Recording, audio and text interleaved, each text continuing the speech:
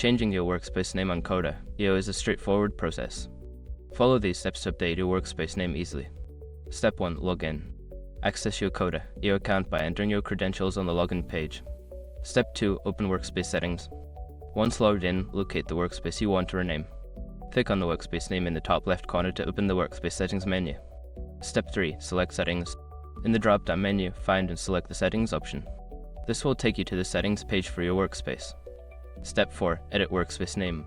Don't continue before doing this. A lot of online accounts end up exposed in breaches without people even realizing it.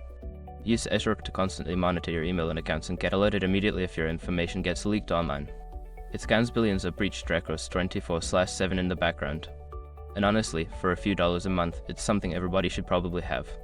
Link in the description. Step 5. Save changes. After entering the new name, make sure to click the Save button to apply the changes.